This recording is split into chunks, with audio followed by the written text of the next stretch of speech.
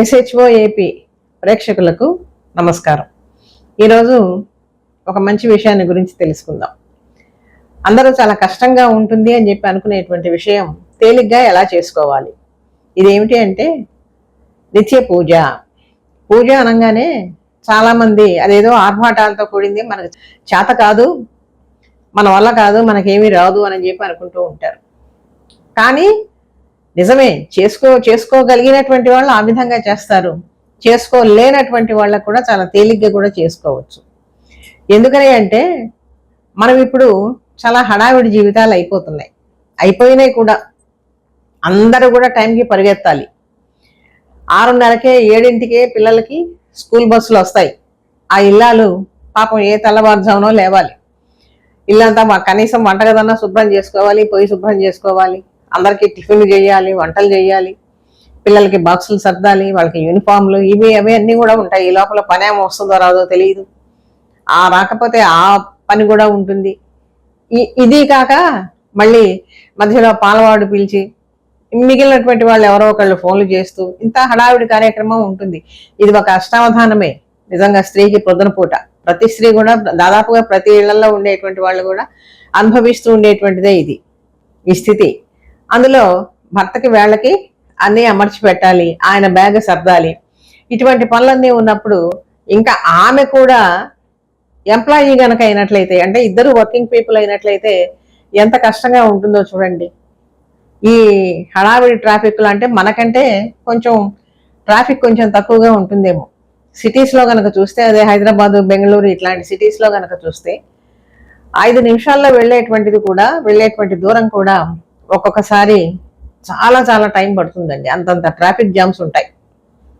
అటువంటప్పుడు చాలా టెన్షన్గా ఉంటుంది వాళ్ళకి. ఇంత టెన్షన్ సమయంలో ఈ ఉన్నటువంటి కొద్ది సమయంలోనే ఎలా పూజలు చేస్తారు, మేము చేయలేము అందుకని మేము మానేసామండి అని చెప్పి అనుకునేటువంటి వాళ్ళు కూడా ఉంటారు. ఇట్లాంటప్పుడు మనం తేలిగ్గా ఎలా చేసుకోవాలి? కేవలం ఒక్క ఫోటోను తెచ్చి పెట్టుకోండి. ఏదో ఒకటి మీకు ఇష్టమైనటువంటి ఫోటో, దేవుడు మనసులో ఏదో ఒకటి ఉంటుంది కదా. కొంతమందికి అమ్మవారు అంటే ఇష్టం, కొంతమందికి శివుడు అంటే ఇష్టం, కొంతమందికి రాముడు అంటే, కృష్ణుడు అంటే, ఇలాగా ఎవరి భిన్న రుచులు వాళ్ళకు ఉంటాయి. ఏ దేవతలు, కొంతమందికి ఆంజనేయుడు అంటే ఇష్టం. ఇలాగా ఎవరెవరికి ఏ బాగా ప్రీతి ఉంటుందో ఆ దేవత ఫోటో ఒక్కటి తెచ్చి పెట్టుకోండి. రాముడు అనుకోండి, రామ పరివారంతో ఉండేటువంటి ఫోటోలు చాలా ఉంటాయి మనకి.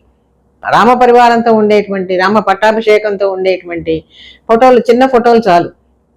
రామ పట్టాభిషేకం ఫోటో ఒక్కటి ఉంటేనే అందులోనే సర్వదేవతలు ఉంటారు. అలాగే శివుడి ఫోటో ఉందనుకోండి, శివ కుటుంబం ఫోటో చూసుకున్నా కూడా అందులో అందరూ ఉంటారు. ఎందుకని ఇలా చెప్తున్నాను అంటే వీలుగా ఉండటానికి. అసలు ఉన్నటువంటిది ఒక్కడే దేవుడు అని చెప్పి, ఒకే మహాశక్తి స్వరూపుడు, ఒకే మహా చైతన్య స్వరూపుడు అనేక రూపాలలో భిన్న భిన్న కాలాలలో ఈ ప్రపంచాన్ని అంతటినీ కూడా నడిపిస్తూ ఉన్నాడు అనేటువంటి భావన ముందు మనకు ఉండాలి. ఆంజనేయ స్వామిని పూజించి శివుడిని పూజించకపోతే ఆయన కోపం వస్తుందేమో, లేకపోతే అమ్మవారిని పూజించకపోతే కోపం వస్తుందేమో, లేకపోతే రాముడిని పూజించకపోతే కోపం వస్తుందేమో, ఇట్లాంటి భయాలన్నీ కూడా వద్దు. ఉన్నటువంటిది, నేను నమ్ముకున్నటువంటిది, నాకు ఇష్టమైనటువంటి దేవుడు ఒక్కడే. ముందుగా స్నానం చేసి పరిశుభ్రమైనటువంటి వస్త్రం కట్టుకోండి. బట్టలు కట్టుకోవాలి. అది స్నానం చేయకుండా పాచమోహాన్ని చేయమని ఎవరు చెప్పరు.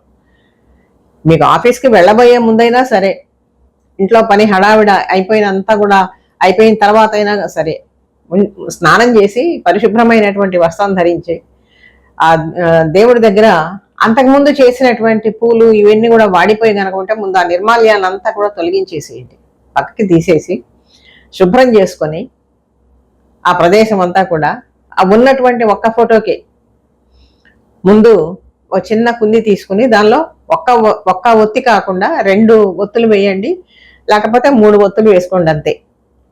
నూనె వేసి దీపం వెలిగించండి. దీపం వెలిగించిన తర్వాత మీకు అసలు ఏమి ఒక శ్లోకం రాదు, ఒక స్తోత్రం రాదు, ఒక పద్యం రాదు అనుకోండి, మనసారా దండం పెట్టుకోండి.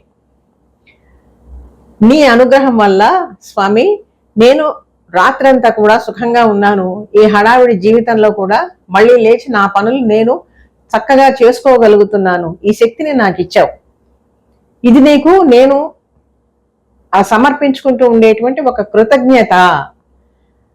నా కుటుంబం చక్కగా ఉన్నది, నా పిల్లలు బాగున్నారు, నాకు ఇంకా కొంచెం శక్తి ఉన్నది, అన్ని పనులు చేయడానికి శక్తిని ఇచ్చావు.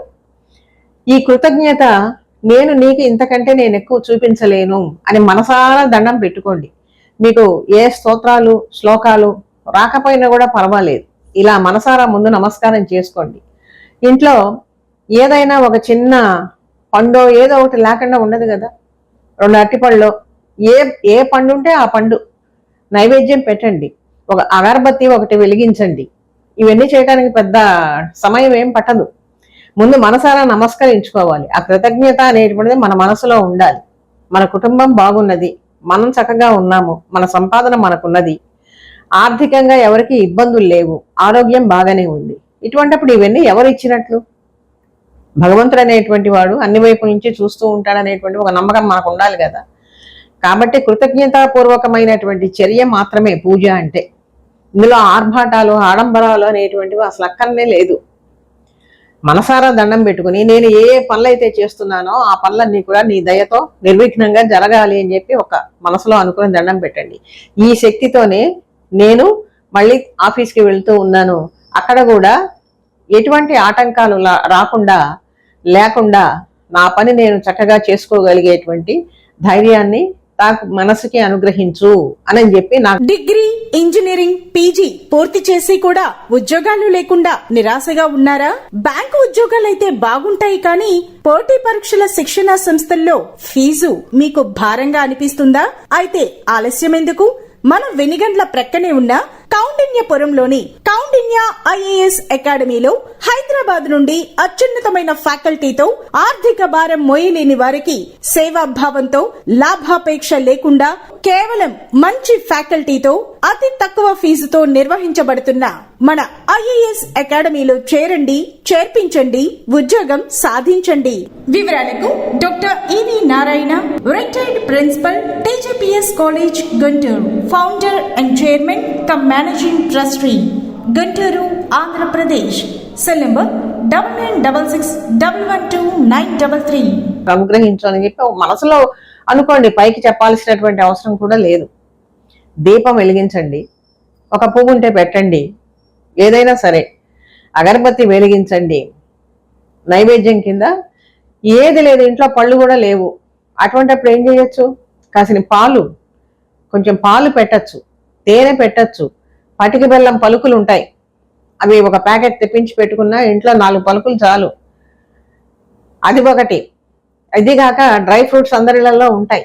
ఆ డ్రై ఫ్రూట్స్ బాదం కానీ, కిస్మిస్ కానీ, 4 జీడిపప్పులు కానీ, 2, 3, 4 కలిపేసి, ఇంతకంటే నేను నీకు ఏమి ఇచ్చుకోలేను, ఇదే భక్తితో నీకు సమర్పిస్తున్నాను అని చెప్పి మనసులో అనుకోండి.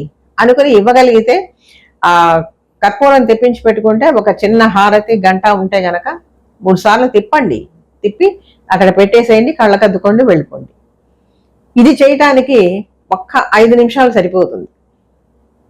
5 నిమిషాల కంటే ఇది ఎక్కువ సమయం పట్టదు. మనకి 24 గంటల సమయం ఇచ్చాడు. 24 గంటలకి గంటకి 60 నిమిషాలు చొప్పున లెక్కేసుకుంటే 24 × 60 నిమిషాలు ఎంత అవుతుందండి? అన్ని పనులు చేసుకుంటూ ఉన్నాం కదా, ఒక్క 5 నిమిషాలు దీనికోసం కేటాయించినట్లయితే సరిపోతుంది. ఇందులో పిచ్చి పిచ్చి అనుమానాలు ఏమీ అక్కర్లేదు. ఎన్ని ఒత్తులు వేయాలి, ఏ వేలతో బొట్టు పెట్టాలి, బయట చాలా రకాలు చెప్తున్నారే, ఆ కుంది తెచ్చుకోండి, ఈ దీపం వెలిగించండి, కుబేర దీపం, ఆ దీపం, ఇది చేస్తేనే మీకు జీవితంలో కలిసి వస్తుంది, ఇటువంటి మాటలు ఏవి కూడా నమ్మద్దు. ఎందుకనే అంటే కృష్ణ భగవానుడు భగవద్గీతలో ఏం చెప్పాడు? నేను భక్తి మాత్రమే స్వీకరిస్తాను మీ నుంచి, అంతకు మించి నేనేమి కోరుకోను అని చెప్పాడు. పత్రం పుష్పం ఫలం తోయం యోమే భక్త్యా ప్రయచ్చతి. ఒక ఆకు గాని, పుష్పం ఒక్క పువ్వు గాని, తోయం నీరు, కనీసం నీరు, ఆ నీరు కానీ, అలాగే ఒక పండు, పత్రం పుష్పం ఫలం తోయం, ఎవడైతే భక్తితో ఈ 4గింటిలో ఏ ఒక్కదానైనా సమర్పించుకుంటాడో అది నేను అస్నామి ప్రియతాత్మనః, చాలా భక్తితో నేను స్వీకరిస్తాను. భగవానుడు చూసేటువంటిది భక్తే కానీ ఆడంబరాలు కానే కావండి. అందుకని ఇది మనం గుర్తుపెట్టుకోవాలి. చాలా చోట్ల చెప్తాడు, భక్త్యాత్మనన్యయ శక్య అహమేవం విధోర్జున జ్ఞాతుం ద్రష్టుంచ తత్వేన ప్రవేశించే పరంతప, నేను ఒక్క భక్తిని మాత్రమే చూస్తాను అని చెప్పి భగవానుడు చాలా చోట్ల చెప్పాడు. శబరి ఏమిచ్చిందండి అంటే పురాణాల్లోకి వెళ్తే ఇదంతా చెప్పుకోవడానికి చాలా ఉన్నది. కుచేలుడు ఏమిచ్చాడు? అటుకులు ఇచ్చాడు, చిన్ననాటి స్నేహితుడు. ఎంత ఆదరంగా తీసుకున్నాడు కృష్ణుడు. శబరి 4 పళ్ళు కోసుకుని వచ్చి ఇచ్చింది. ఎంత ఆదరంగా నడిచి నడిచి నడిచి వచ్చాడు రాముడు ఆమె కోసం. ఏమన్నా ఆర్భాటాలు పోయిందా? లేదు కదా. అలాగే ఎంతో మంది భక్తులు మనకు కనపడతారు. కుచేలుడు సందేహిస్తూ వెళ్ళాడు. అసలు అంత పెద్ద వైభవంతో ఉండేటువంటి వాడు కృష్ణుడు. మేమిద్దరం కలిసే చదువుకున్నాము ఒకే మహర్షి దగ్గర, సందీపని దగ్గర. నన్ను గుర్తుపెట్టుకున్నాడో లేదో, అసలు అంతఃపురంలోకి నన్ను రాణిస్తారా లేదా, ఈ చింకి బట్టలు, చిరిగిపోయిన బట్టలు, నేను నా అవతారం అని చెప్పి అనుకుంటూ వెళ్ళాడు. అటువంటిది ఎంత మర్యాద చేశాడు. తన మంచం మీదనే, తన తల్పం మీదనే పక్కన కూర్చోబెట్టుకుని ఆయనకి పాదాలు కడిగి, నీళ్లు కడిగి ఆ నీళ్ళని నెత్తి మీద చల్లుకున్నాడు. ఏం తెచ్చావు నా కోసం అని అడిగి ఈయనేమో సిగ్గుపడుతూ ఉంటాడు అటుకుల మూటను చూపించడానికి. చిరిగిపోయినటువంటి వస్త్రంలో వెనకాల పెట్టుకుంటూ ఉంటే కాదు అని చెప్పినని ఆయనే తీసుకుని పరమాత్మ నోట్లో వేసుకుంటాడనమాట. దాంతో ఆయనకి ఆ సమస్త ఐశ్వర్యాలు కూడా లభ్యమైనవి. ఇది మనం గుర్తు పెట్టుకోవాలి. పెద్దవాళ్ళు చెప్తూ ఉంటారు ఈ విషయాలన్నీ కూడా. ఇవన్నీ కూడా మనం పట్టించుకోం. ఏదేదో పెద్ద పెద్ద నైవేద్యాలు పెట్టాలి. మీకు ఓపిక ఉండి, తీరిక ఉండి, ఏదైనా పండగలు వచ్చినప్పుడు, విశేషమైనటువంటి పర్వదినాలు వచ్చినప్పుడు ఇలాగా చేసుకోవచ్చు. అంతేగాని అన్నీ మేము ఆన్లైన్ ఆర్డర్ చేసేసుకుంటున్నామండి. ఇప్పుడు ఫాస్ట్ ఫుడ్స్ బాగా అలవాటు అయిపోయినాయి. పిజ్జాలు, బర్గర్లు ఇట్లాంటివి కూడా తింటున్నాం కదా, ఇవి కూడా నైవేద్యం పెట్టచ్చా అనేటువంటి వాళ్ళు కూడా ఉంటారు. ఇట్లాంటివి ఎప్పుడు కూడా పెట్టద్దండి. పండగలు వచ్చినప్పుడు కూడా ఈ స్వీట్ హోమ్స్ చాలా ఎక్కువైపోయినాయి కదా, వాళ్ళు పులిహార, పాయసము, గారెలు ఇట్లాంటివి కూడా ఎక్కువ వండి సప్లై చేస్తూ ఉన్నారు. ఇవి తెచ్చుకుంటే మీరు తినండి, అంతేగాని అట్లాంటివి మాత్రం భగవంతుడికి ఎప్పుడు నైవేద్యం పెట్టద్దు. ఎందుకని చెప్తున్నానంటే, మనము స్వయంగా భక్తితో, చింతనతో మనం నైవేద్యం తయారు చేసుకుని పెట్టాలి చెయ్యగలిగితే. అంతేగాని ఆన్లైన్లో వాడు ఏ బట్టలతో తయారు చేశాడో, వాడు ఏ భావనతో తయారు చేశాడో ఎవరికి తెలిసి ఇవన్నీ కూడా. అందుకని భగవంతుడు మన మనసులో ఉండేటువంటి భావాన్ని చూస్తాడు, కానీ నువ్వు పెట్టే పదార్థం మాత్రం కాదు. ఆ పదార్థంలో నువ్వు ఎన్ని పెట్టినా కూడా, 10 రకాల పళ్ళాళ్ళు నువ్వు పెట్టినా కూడా దానిలో సూక్ష్మ పదార్థం మాత్రమే భగవంతుడికి వెళ్తుంది. స్థూల పదార్థం అక్కడే ఉంటుంది. మనం పెట్టిన పులిహార కానీ, మనం పెట్టిన దద్దోజనం కానీ, మనం పెట్టిన గారెలు కానీ అక్కడే ఉంటాయి. అవేమీ వెళ్ళవు, ఎక్కడికి పోవు. కాబట్టి భావన అనేటువంటిది పవిత్రంగా ఉండాలి. ఇంత హడావిడి జీవితాలు ఉన్నా ఒక్క 5 నిమిషాలు, 4 నిమిషాలు మనసారా దండం పెట్టుకోండి. ఇంకొక విషయం కూడా చెప్తున్నాను. నాకు శివుడు అంటే బాగా ఇష్టము అని చెప్పి అనుకున్నటువంటి వాళ్ళు ఉంటారు. వాళ్ళ ఇళ్లలో వాళ్ళ తండ్రి తాతలు ఉపయోగించినటువంటి శివలింగాలు కూడా కొంతమంది ఇళ్లలో ఉంటాయండి, వెండివి. అవి చిన్న చిన్నగానే ఉంటాయి. అవి ఎక్కడో బీరువాలో పడేసి పెడతారు. వాటిని తీయండి. తీసి కింద చిన్న పళ్ళెం పెట్టి ఒక గ్లాస్ నీళ్లు తీసుకుని, చిన్న గ్లాసులో పట్టేటంత నీళ్లు మాత్రమే తీసుకొని నమశివాయ నమశివాయ నమశివాయ అని చెప్పి అనుకుంటూ 5 సార్లు అభిషేకంలాగా చెయ్యండి. ఆ లింగానికి చిన్న మంచి గుడ్డ తీసుకుని తుడిచి ఒక బొట్టు పెట్టండి. బొట్టు పెట్టి ఇంతకంటే నేనేమి చెయ్యలేను శివ అని చెప్పి దండం పెట్టుకోండి. ఇలాగా ఎవ్వరికి చేసినా కూడా ఒకే పరమాత్మకి వెళ్తుంది. స్పష్టంగా చెప్పిన ఈ శాస్త్రాలన్నీ కూడా. కాబట్టి 4 నిమిషాలు 5 నిమిషాలు కేటాయిస్తే మనం ఎటువంటి ఇబ్బందులు లేకుండా మన దినచర్య సాఫీగా సాగిపోతుంది.